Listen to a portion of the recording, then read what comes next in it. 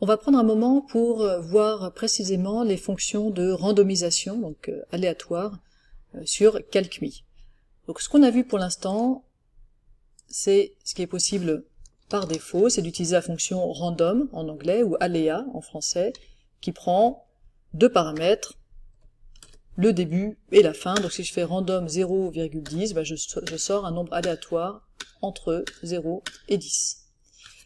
Alors évidemment, on voudrait pouvoir être un peu plus fin que ça. Donc une première chose qu'on peut faire, c'est au lieu de mettre deux nombres en paramètres de cette fonction, je vais mettre l'intervalle 0.10. L'intérêt, c'est que maintenant que je travaille avec des intervalles, je peux, ici dans Logic and Sets, utiliser ce set minus, donc privation, et donc je peux retirer, par exemple, l'intervalle de 3.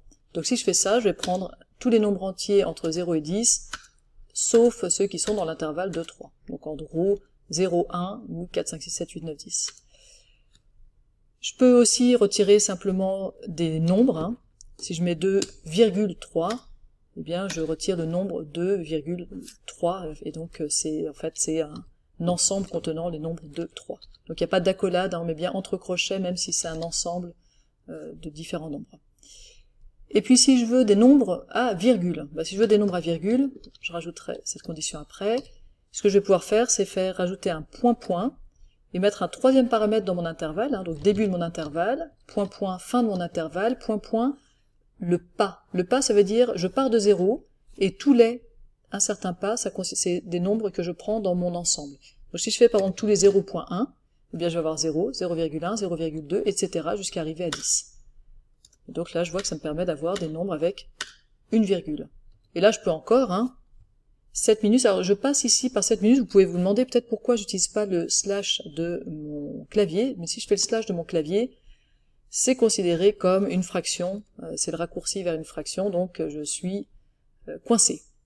Donc je reviens avec mon 0.10.0.1 pour faire tous les nombres de 0 à 10 avec un pas de 0,1 privé de, par exemple je veux pas le nombre, je ne veux pas les nombres 5 et 7.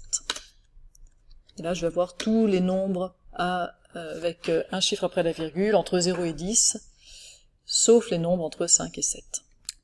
Alors, question à votre avis, qu'est-ce qui se passe? J'écris random, entre parenthèses, et puis entre crochets, moins 10 pi, point 10 pi, point pi sur 2.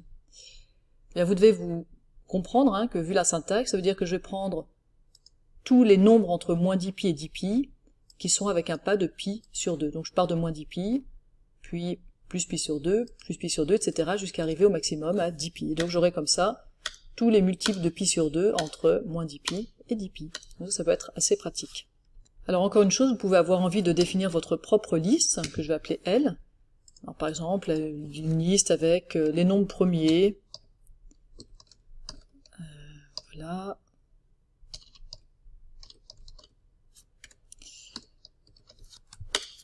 Et puis, vous pouvez ensuite, dans ce cas-là, faire un random sur cette liste-là. Donc je veux un nombre au prix au hasard parmi cette liste.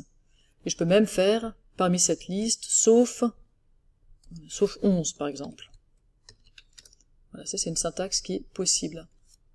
Sauf que vous l'avez remarqué, il faudra mettre cette fois-ci entre accolades et pas entre crochets. Donc parfois il faut un peu tester, c'est pas forcément très cohérent avec ce qui précédait.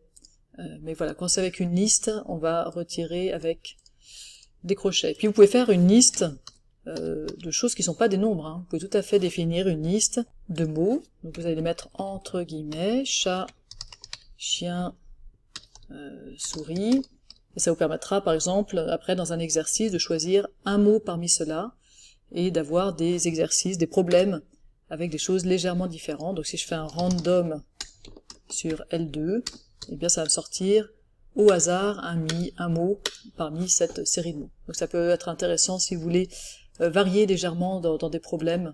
Voilà, ça ne changera pas grand-chose, mais sachez que vous pouvez le faire. Voilà, vous avez la principale syntaxe pour utiliser la randomisation.